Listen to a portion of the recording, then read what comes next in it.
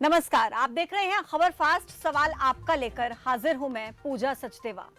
हिंदुस्तान इस वक्त कोविड-19 की संभावित तीसरी लहर की दहलीज पर खड़ा है। दूसरी लहर की तबाही देखने के बाद अब एकमात्र सहारा है टीकाकरण। केंद्र सरकार ने वैक्सीनेशन नीति में बदलाव करते हुए सभी को मुफ्त वैक्सीन मुहैया कराने का ऐलान तो कर दिया, लेकिन टीकाकरण की रफ्तार क्या है, ये बड़ा सवाल है। 21 जून से भारत सरकार ने नई वैक्सीनेशन पॉलिसी लागू की है, जिसके तहत सभी राज्यों को मुफ्त में वैक्सीन दी जा रही है। लेकिन जिस कोविन एप्लीकेशन पर रजिस्ट्रेशन करवाना है, उसके आंकड़ों के मुताबिक टीकाकरण की रफ्तार सुस्त पड़ रही है। 21 जून से 27 जून के बीच में 61,14,000 लोगों को टीके लगाए गए थे। जून 28 से जुलाई 4 के बीच में टीका लगवाने वाले लोगों की संख्या घटकर 91,82,000 हो गई थी और 5 जुलाई से 11 जुलाई तक जो रोजाना औसत टीकाकरण है, उसका आंकड़ा घट करके 24,32,000 पर आ गया। हरियाणा, आंध्र प्रदेश, कर्नाटक, गुजरात, छत्तीसगढ़ जैसे राज्यों में रोजाना टीकाकरण की दर में गिरावट देखी जा रही है और इसके पीछे की वजह क्या है, ये आज सवाल आपका कार्यक्रम के जरिए हम जानने की कोशिश करेंगे।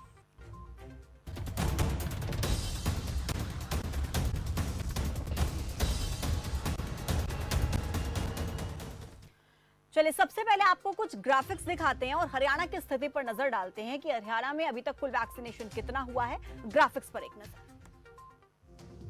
हरियाणा में कुल 99,29,329 लोगों का टीकाकरण हो चुका है। इनमें से 81,52,546 पहली और 17,76,783 दोनों डोज ले चुके हैं।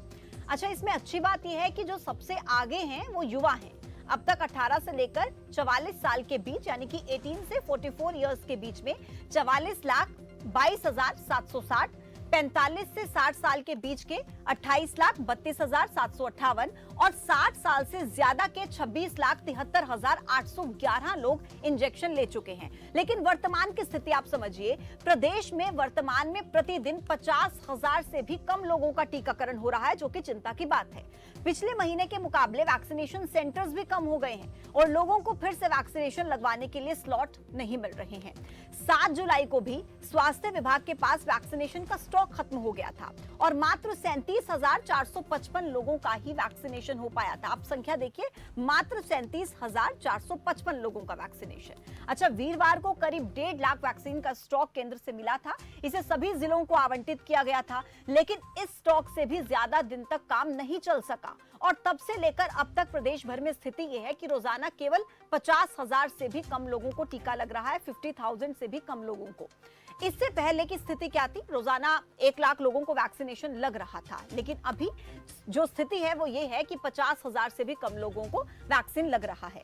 अब सवाल ये है कि अगर यही रफ्तार रही तो क्या होगा, कैसे वैक्सीनेशन के लक्ष्य तक पहुंच पाएंगे? क्योंकि स्वास्थ्य मंत्री का जुलाई महीने में 25 लाख लोगों को टीका लगाने का लक्ष्य है, लेकिन इस रफ्तार के साथ, इस स्पीड के साथ ये लक्ष्य पूरा कैसे होगा, कैसे इस टारगेट को हम हासिल करेंगे, सबसे बड़ा सवाल ये है। तो आज सवाल आपका कार्यक्रम के जरिए 2 मेहमानों से जो हम खास सवाल पूछेंगे, उन पर एक नजर।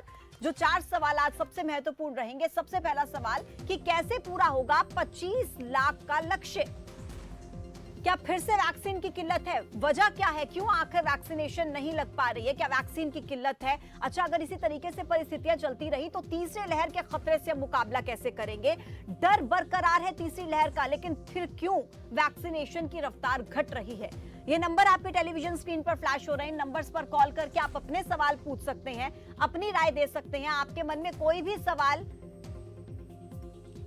इस मुद्दे से जुड़ा, वैक्सीनेशन से जुड़ा, आपको कोई भी समस्या आ रही है वैक्सीनेशन सेंटर पर पहुंचकर, अगर आप वैक्सीन नहीं लगवा पा रहे हैं, आपके मन में कोई भी सवाल, तो आप इस कार्यक्रम के जरिए पूछ सकते हैं। ये मंच आपका है और आप अपने तमाम सवाल इस कार्यक्रम के जरिए मेहमानों से पूछ सकते हैं। अगर आपको किसी भी दिक्कत का सामना करना पड़ा वैक्सीनेशन सेंटर पर पहुंचकर, किसी भी तरीके की कोई भी समस्या आपको पेश आई हो या कोई सुझाव आप इस मंच के जरिए सरकार तक पहुंचाना चाहते हो, किसी भी तरीके की कोई राय आप सरकार तक पहुंचाना चाहते हो, तो इन नंबर्स पर कॉल कीजिए और दीजिए अपनी राय, पूछिए अपने सवाल। 2 मेहमान मेरे साथ जुड़ रहे हैं। तारुफ आपसे करा देती हूँ। सत्यव्रत शास्त्री हैं, प्रवक्ता बीजेपी के। डॉक्टर दीपक जैन हैं, रोहतक पीजीआई से। दोनों का बहुत बहुत स्वागत है। सबसे पहले सत्यव्रत शास्त्री जी, आप ही के पास चलेंगे, क्योंकि समस्या के समाधान से पहले जरूरी है उसके कारणों को जान लेना। क्या वजह है कि 1 लाख जो वैक्सीनेशन चल रहा था वो 50,000 से भी कम पर पहुंच गया? देखिए, वास्तविकता यह है कि वैक्सीनेशन की जो निर्माण की स्थिति है, जितनी कंपनियां इस काम में लगी हुई हैं और भारत सरकार के बहुत प्रयास के बाद जो कुछ हो पा रहा है, उसमें सब संसाधनों को, पैसा, प्रशासन और डॉक्टर इंजीनियरों की जितनी भूमिका हो सकती है उसको पूरी ताकत के साथ सरकार इस काम को लगी हुई है।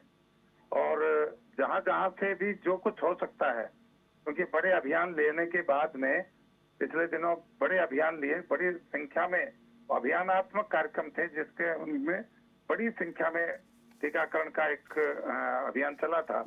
लेकिन वो अभियान रोज नहीं हो सकते, इतना प्रोडक्शन रोज नहीं आ सकता, इसलिए वो एक जागरूकता के लिए ऐसा किया। अब लोगों की जागरूकता आ गई, लोग लंबी लंबी लाइनों में आने लगे। पहले शुरुआती दौर में ये नहीं हो पा रहा था, तो अब जैसे जैसे वैक्सीनेशन का प्रोडक्शन बढ़ेगा और लोगों की जागरूकता बढ़ रही है, तो अगले समय में 15-20 दिन के अंदर ही ये स्थितियां, हम जो आंकड़े जो आपने अभी बताए, उन आंकड़ों को छूने का काम करने लगेंगे। सत्यव्रत शास्त्री जी, देखिए, अगर लोगों की जागरूकता बढ़ रही है, इसमें कोई दो राय नहीं है, लोग खुद आगे आ रहे हैं और हरियाणा के लिए सबसे अच्छी बात यह है कि युवा बहुत ज्यादा आगे आ रहे हैं वैक्सीनेशन लगवाने के लिए। अगर लोगों की जागरूकता बढ़ रही है तो सरकार को भी तो अपने इंतजामों में और ज्यादा वृद्धि करनी होगी, क्योंकि अगर इस तरीके से वैक्सीनेशन का रफ्तार चलता रहा तो 25 लाख लोगों को टीका लगवाने का लक्ष्य तो दूर की बात है, 10 लाख लोगों तक भी टीका नहीं पहुंच पाएगा। कमी कहां पर आ रही है? प्रोडक्शन में कमी आ रही है, स्टॉक पूरा नहीं मिल पा रहा है, या वैक्सीनेशन वेस्ट हो रही है, या क्या वजह है? क्या लगता है आपको? देखिए, प्रारंभ में रख रखाव में और इन सब चीजों में अनुभव कम था तो वेस्ट भी हुआ। कई राज्यों में तो हालत वहाँ की स्थानीय व्यवस्थाओं के कारण से बहुत खराब हुआ। लेकिन अब जैसे जैसे टीकाकरण आगे बढ़ रहा है, उसके अंदर अब वेस्टेज की बहुत कम मात्रा है। लेकिन निर्माण का जो प्रक्रिया हमारे पास है और जो संसाधन हमारे पास है, उन संसाधनों का ही हम सबको प्रयोग करना है। उन प्रयोगों को बढ़ाने का सरकार अनेक कंपनियों से एमओयू करके उनको संसाधन, उनको आर्थिक सहायता उपलब्ध कराकर इस काम में तेजी लाने का काम किया जा रहा है। इसलिए इसमें थोड़ा सा समय जो लग रहा है, ठीक है, वो हो सकता है। मैं वापस आपके पास आती हूँ। दो दर्शक हमारे साथ जुड़ रहे हैं, उनके सवाल ले लेते हैं। सोलन से हैं संतराम। संतराम जी, स्वागत है आपका, पूछें अपना सवाल।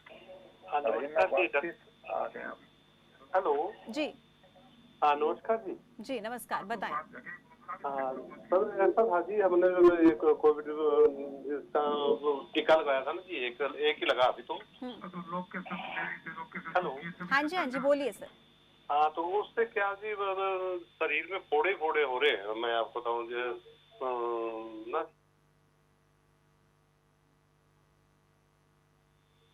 हेलो संतराम जी, बोलें प्लीज, पूरी कीजिए अपनी बात, बताएं। हाँ, मैं बोल रहा था ना जी, शरीर में ना जी फोड़े फोड़े हो रहे हैं, मैं आपको बताऊँ, जो वैक्सीन लगाई ना जी, तो फोड़े फोड़े हो रहे। ठीक है, डॉक्टर दीपक आपके सवाल का जवाब देंगे। आपका बहुत शुक्रिया जुड़ने के लिए। डॉक्टर दीपक, आपके पास मैं आऊंगी। एक और दर्शक है हमारे साथ, करीम खान मध्य प्रदेश से। करीम खान जी, स्वागत है आपका।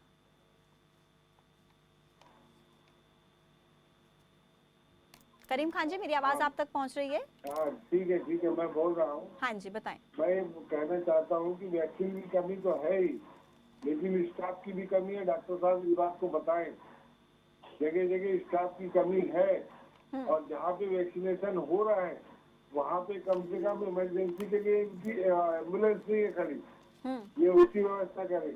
और सरकार को बताएं, सरकार हर मामले में फेल हो रही है। जहाँ वैक्सीन लग रही है वहाँ पे एम्बुलेंस होना बहुत जरूरी है क्रिटिकल केस के लिए। और दूसरी बात, वैक्सीन की कमी तो हमारे यहाँ मध्य प्रदेश में भी है, और इनको चाहिए कि वैक्सीन का इंतजाम करें। पहले देखो चेचक के टीके लगते थे, घरों घर लग जाते थे, पहले कितना वैक्सीन व्यवस्था थी। इस वक्त ये अपने काम को अंजाम तक नहीं पहुंचा पा रहे, क्या कारण? ठीक है, बहुत शुक्रिया आपका जुड़ने के लिए और अपनी बात रखने के लिए। डॉक्टर दीपक, आपके पास आऊंगी। पहले दर्शक के सवाल का भी जवाब दीजिएगा। क्या ये वैक्सीनेशन की वजह से जो समस्या हो रही है उसकी वजह क्या वैक्सीनेशन है या कुछ और वजह हो सकती है? देखिए, नमस्कार पूजा जी। हर वैक्सीन सबसे हमें जानना ये जरूरी है कि वैक्सीन ही इस समय बचाव का एकमात्र साधन है कोरोना से बचने। कोरोना का प्रकोप अब धीरे धीरे अपने नीचे स्तर पर जरूर आया है, लेकिन खतरा टला नहीं है। तीसरी वेव की आहट अभी भी जारी है। तो हमें ये मानना होगा कि अब हमारे पास बचाव का एकमात्र रास्ता वैक्सीन है। हर वैक्सीन के साथ, वैक्सीन बेसिकली एडजुवेंट पे काम करती है, तो हर वैक्सीन के अपने मिनिमम साइड इफेक्ट हो जाते हैं। लेकिन जितनी भी वैक्सीन है, मोस्ट ऑफ द वैक्सीन चाहे किसी भी बीमारी की हो जी, उनके अपने कुछ हल्के साइड इफेक्ट होते हैं। लेकिन जहां तक कोरोना वैक्सीन की मैं बात करूं, चाहे वो कोविशील्ड है, चाहे वो कोवैक्सीन है जो इंडिया में अवेलेबल है, बाकी 2 वैक्सीन और अब पाइपलाइन में है, मॉडर्ना और ये अवेलेबल हो जाएंगी स्पुतनिक। इनके मिनिमम साइड इफेक्ट्स यूजुअली जो हल्का सिर का दर्द होना, इंजेक्शन साइट्स पर पेन होना, हल्के चक्कर आना, हल्का फीवर होना जो कि यूजुअली 1 से 2 दिन तक रह सकता है, ये कॉमन साइड इफेक्ट्स हैं जो आप अगर नॉर्मली जैसे हम बच्चों में भी वैक्सीन लगवाते हैं, डीपीटी की वैक्सीन है या जो भी यूनिवर्सल इम्यूनाइजेशन में, ये लगभग सभी में होती है। ये कॉमन साइड इफेक्ट है। कुछ वैक्सीन में हल्के अलग साइड इफेक्ट्स भी देखे गए हैं जो कुछ सीरियस हो सकते हैं, लेकिन अगर हम इनको डाटा में क्वांटिफाई करें तो ये जो साइड इफेक्ट है ये लगभग 0.05% के भी परसेंट से भी काफी कम है। कुछ तरह के साइड इफेक्ट्स बेसिकली जब भी हम वैक्सीन लगाते हैं तो 2 चीजों का ध्यान रखना बहुत जरूरी है कि आपको किसी दवाई से पहले एलर्जी ना हो। उस तरह की अगर कोई एलर्जी किसी को पहले है तो उसको यूजुअली इस तरह की स्किन प्रॉब्लम्स, स्किन पर इस तरह के दाग हो सकते हैं। अदरवाइज मैं आपको एक बार ये श्योर करना चाहूंगा कि भारत में जो दोनों वैक्सीन है, चाहे वो कोविशील्ड है चाहे वो कोवैक्सीन है, ये लगभग पूरी तरह सेफ है। बहुत ही minimal side effect, rare cases में। ठीक है डॉक्टर दीपक, देखिए मैं यहाँ पर एक डेटा का जिक्र करना चाहूंगी। हरियाणा में मेगा वैक्सीनेशन डे पर 6,27,136 लोगों का टीकाकरण हुआ था, और जैसा कि अभी सत्यव्रत शास्त्री जी भी कह रहे थे कि अब रोज इस तरीके के अभियान होना संभव नहीं है, इतना प्रोडक्शन रोज नहीं हो सकता है, लेकिन 6 लाख से ज्यादा लोगों का टीकाकरण हुआ मेगा वैक्सीनेशन डे के मौके पर। लेकिन अब अगर वो संख्या 50,000 से भी कम पर आ गई है तो मुझे लगता है ये अच्छा संकेत नहीं है। आपकी बात बिल्कुल सही है कि वैक्सीन जब एकमात्र बचाव रहा हो तो हमें वैक्सीन ड्राइव को तो बढ़ाना ही होगा, क्योंकि एकमात्र साधन यही है बचने का। लेकिन हमें ये भी ध्यान रखना होगा, मैं इस बात से सहमत हूं कि आपको जब भी एक मेगा इवेंट्स होते हैं ये एक जागरूकता के लिए होते हैं, और उसके साथ साथ हमें अपना जो सिस्टम प्रोटोकॉल है उसको भी ध्यान में रखना होता है, क्योंकि आप वैक्सीन की उसकी स्टोरेज, उसकी वेस्टेज, इन सब चीजों को ध्यान में रखते हैं। तो पेरिफेरी लेवल पर अब सरकार की जरूर कोशिश है कि हम हर गांव के अंतिम छोर तक पहुंचे ताकि वैक्सीन के लिए लोगों को कम से कम ट्रैवल करना पड़े। परंतु ये भी ध्यान रखना है कि हमें वैक्सीन की जो सप्लाई है वो भी लिमिटेड आती है। वैक्सीन की जो बोलना है उसके बाद हमने उतनी वैक्सीन कंज्यूम हो जाए ताकि जो हमारी 98% के इफेक्टिव वैक्सीन यूज हो जाए, उसका भी ध्यान रखना है। बिल्कुल जरूर आप वैक्सीन की प्रोडक्शन धीरे धीरे बढ़ रही है। मॉडर्ना जो कोविशील्ड है, भारत सीरम और ये कंपनियों ने ये श्योर किया है कि वो अगले 2 महीने में काफी सप्लाई को इनहांस करने लगे। इसके बाद भारत सरकार ने जो जॉनसन एंड जॉनसन है, स्पुतनिक है, उनको भी प्राइवेट उसके लिए इंश्योर किया है। दूसरी तरफ आप देखिए कि अगर हमारे हरियाणा में 2.5 करोड़ के करीब लोग हैं और 1 करोड़ को हमने एटलीस्ट फर्स्ट वैक्सीन प्रोवाइड करा दी। निश्चित रूप से आपकी बात से मैं सहमत हूँ कि इस वैक्सीन ड्राइव को बढ़ाने की जरूरत है, और इसके लिए डॉक्टर जैन मैं आ रही हूँ आपके पास वापस। 2 दर्शक मेरे साथ जुड़ गए, उनके सवाल ले लेते हैं। रोहतक से हैं रणवीर जी, स्वागत है आपका। पूजा जी नमस्कार। जी नमस्कार। देखिए कोरोना का इलाज सिर्फ राहत दे सकता है, टीका ही है हमारे पास, और इसका कोई उपचार नहीं दूसरा इससे राहत देने, और इसी को सरकार हमारी सिर्फ हमारे सब डंडोरा पीटने में लग जाती है कि अभी हम ये कर रहे हैं, तालियां बजा रहे हैं, अभी टीके इतने आ रहे हैं, लगा रहे हैं, अरे डॉक्टरों की भर्ती करो, बिल्डिंगें जनता के पैसे जो बनी खाली पड़ी उनमें स्टाफ को लगाओ ताकि जनता को आराम से सुविधा मिल सके। दूसरा, मैं पूजा जी आपके माध्यम से कहना चाहता हूँ कि हमारे नेताओं के लिए कानून होना चाहिए, जिस जिले का है उस जिले से बाहर उसका और उसके बच्चों का इलाज ना हो सके ताकि उस इलाके में तरक्की करें। और दूसरा, इनकी पेंशन बंद होनी चाहिए, ये कोई सर्विस नहीं लग रही, क्यों पेंशन दी जा रही इनके। और डॉक्टरों के लिए मेरी प्रार्थना है कि डॉक्टरों का डीए दिया जाए, इनका हौसला बढ़ाया जाए ताकि थाली से नहीं ये दिन रात लगे रहते हैं, जनता की गालियां खाते हैं, क्योंकि जिनका पेरेंट्स मर रहा हो तो गाली देगा कि डॉक्टर देख नहीं रहे। हमने हकीकत देखी है डॉक्टरों का क्या जिंदगी थी। पीजीआई के अंदर में जाता था, मैंने देखा है, मेरा बेटा एडमिट था, ठीक है, इतनी बुरी कंडीशन थी कि पूछो मत। बहुत शुक्रिया आपका रणवीर जी अपनी बात रखने के लिए। मैं सत्यव्रत जी के पास जाऊंगी, एक और दर्शक हैं गुरपाल। गुरपाल जी स्वागत है आपका। सर पूजा जी नमस्ते। जी नमस्कार। सर ऐसा है 12 अप्रैल को मेरा फर्स्ट डोज लग गया था, उसके बाद मैं गया, बोले 28 दिन के बाद लगेगा। उसके बाद गया मैं, बोले 42 दिन के बाद लगेगा। फिर मैं दोबारा गया, बोले नहीं 84 दिन के बाद लगेगा। फिर मैं 84 दिन के बाद गया, बोले नहीं जी अभी हमारे पास टीके नहीं है, 9 बजे टीके आते हैं, 11 बजे खत्म हो जाते हैं। सेकंड डोज लग नहीं रही है, मैसेज पर मैसेज बोले 5 तारीख को आपको ड्यू हो चुका है। मैं डेली जा रहा हूँ, डेली लाइन, रात को 4 बजे लाइन लग जाती है जी। जो बुजुर्ग आदमी 60 साल से ऊपर वाले हैं वो कैसे 5 घंटे कैसे। आप गुरुग्राम से बात कर रहे हैं ना गुरपाल जी? हाँ जी जी, चलिए बहुत शुक्रिया आपका। मैं सत्यव्रत जी से ये सवाल मैं पूछूंगी। सत्यव्रत जी, गुरुग्राम में मेगा वैक्सीनेशन डे के मौके पर 1 लाख से ज्यादा लोगों का वैक्सीनेशन हो गया था केवल गुरुग्राम में, जहां पूरे हरियाणा में 50,000 लोगों का भी नहीं हो रहा। और ये बहुत बड़ी समस्या है कि जिन्होंने दूसरा डोज लेना है उनके लिए तो समस्या और ज्यादा है। 84 दिनों के बाद अगर आपको दूसरा डोज लेना है, लेकिन आप वहां पर जाते हैं 84 डेज के बाद, आपको वहां पर बता रहे हैं कि वैक्सीनेशन नहीं है, स्टॉक खत्म हो गया है, क्या करें? है और कुछ हम जो डॉक्टर्स के साथ इस विषय को लेकर बात करें कि जहाँ जहाँ प्राथमिकता में जिनके ड्यूज है उनको पहले से छाट कर सूचना देकर उनको लगाया जाए। जैसे कि सेकंड डोज में जो उनका आउट हो रहा है, सरकार इस पर काम कर रही है कि जो समय आउट हो रहा है उन लोगों को समय आउट से पहले दूसरी डोज मिल जाए। यानी पहले ध्यान दें सेकंड डोज वाले के लिए और फर्स्ट डोज तो भूल जाएं अभी। हाँ जी, हाँ जी। अभी मतलब वैक्सीनेशन लोगों तक नहीं पहुंच सकती है, फर्स्ट डोज भी लोगों को मिलेंगे, लोग क्या इसका इंतजार ना करें? पैनिक के रूप में पैदा ना करें, सरकार इसका कहीं दुरुपयोग नहीं कर रही। कोई एक बात बताएं सत्यव्रत जी, जब लोग वैक्सीनेशन लगवाने से डर रहे थे, आपने इतनी कोशिशें की सरकार ने। सर मैं सब देख रही हूँ, देखिए सर प्लीज, वैक्सीनेशन हो रहा है, आप सवाल समझिए। सरकार को प्रोत्साहन करना चाहिए। बिल्कुल बिल्कुल सर, जब मैं तो बोल रही हूँ सर, जब लोग जागरूक नहीं थे, डर रहे थे, आप लोगों ने जागरूक करने का काम किया, बहुत प्रोत्साहन की बात है। लेकिन अब जब लोग जागरूक हो गए हैं, टीका तो पहुंचा दीजिए उन तक। ये टीका गली कुचों में नहीं मिलता मैडम। इसके इंजेक्शन के लिए डॉक्टर और इंजीनियर्स की टीम दिन रात काम कर रही है। तो फिर आप एक टाइमलाइन बता दीजिए ना सर, ये मैं भी जानती हूँ गली में नहीं बनता टीका। सलाह के रूप में ले और सलाह सरकार को दे, क्या कौन इसमें हेल्प कर सकता है और कितनी हेल्प हो सकती है, कैसे इसको आगे बढ़ाए।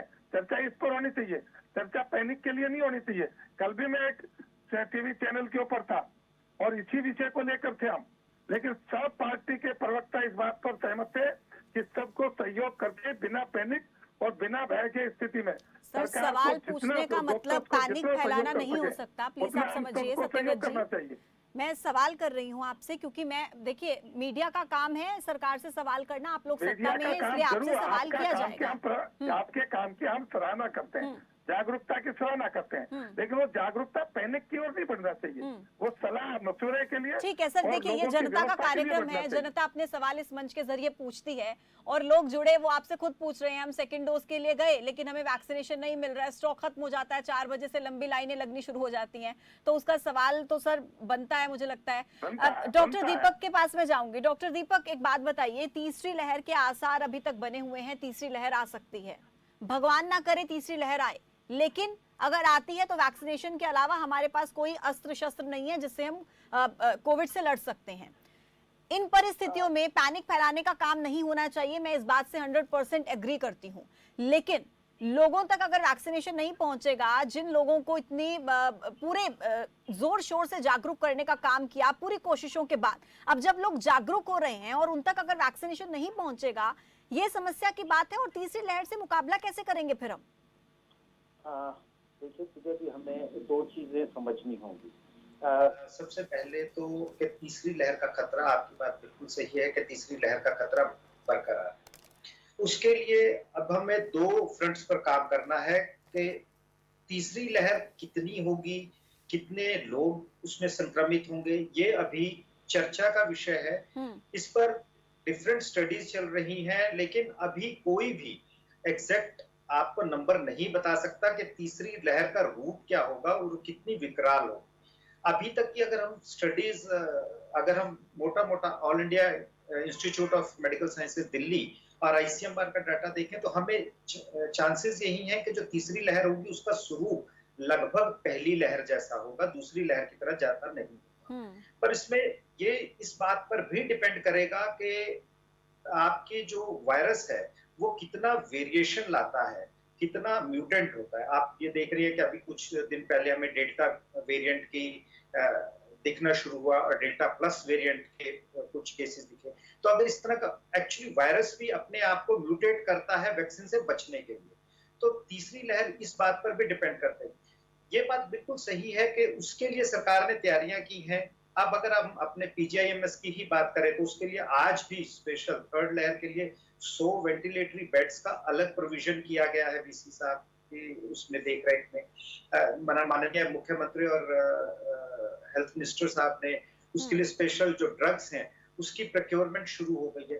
परंतु ये सभी बातों के साथ साथ हमें ये बात भी ध्यान रखनी पड़ेगी कि वैक्सीन ही बचाव का साधन है, लेकिन वैक्सीन भी आपको इस बात की पूरी गारंटी नहीं देता कि आप उससे इन्फेक्टेड नहीं होंगे। तो जो हमें सोशल डिस्टेंसिंग है या कोरोना अप्रोप्रिएट बिहेवियर है उसका भी हमें ध्यान रखना है। अगर आप देखें कि अगर आज ही जो आप हमारा कोरोना का जो पहला केस था, जो लड़की मेडिकल कॉलेज की की तो आज री इन्फेक्ट हुई है, उसको वैक्सीन की डोज भी लगी है।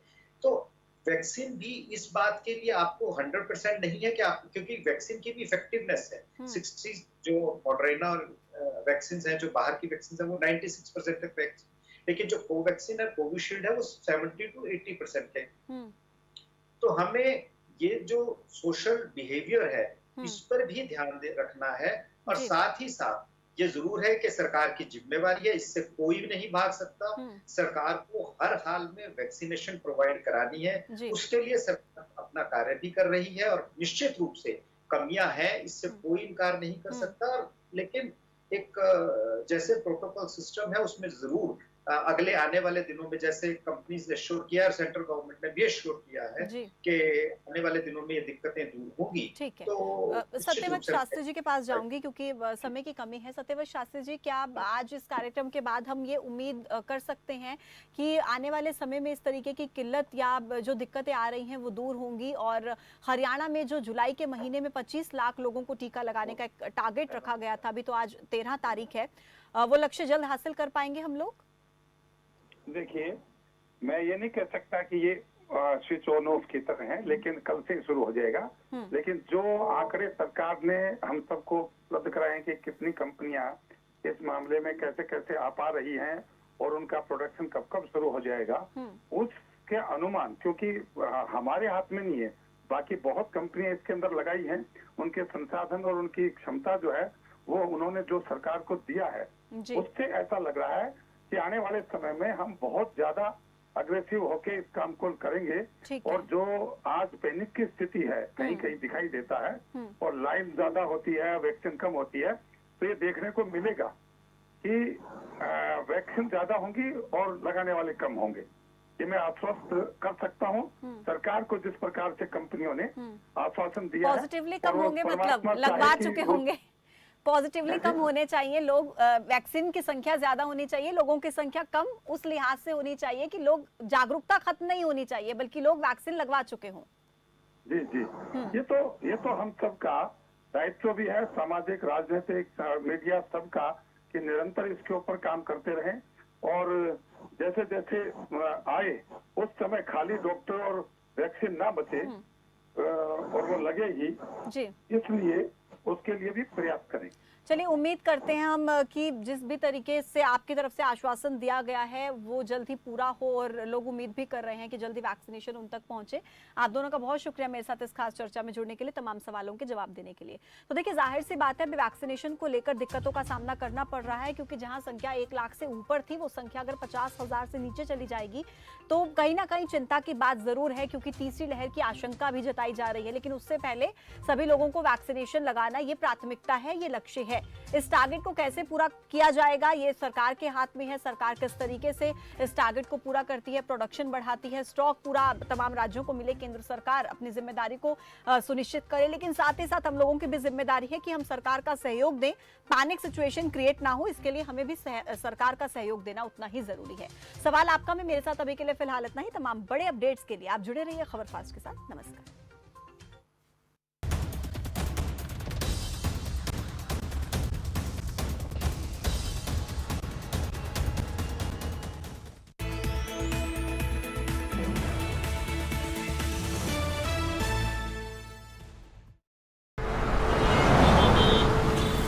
कहाँ जा रहे हो?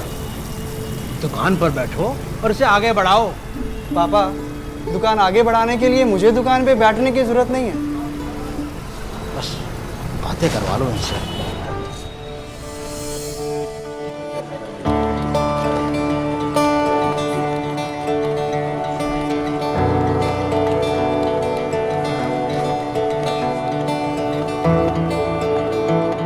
थोड़ा सा ऊपर हो।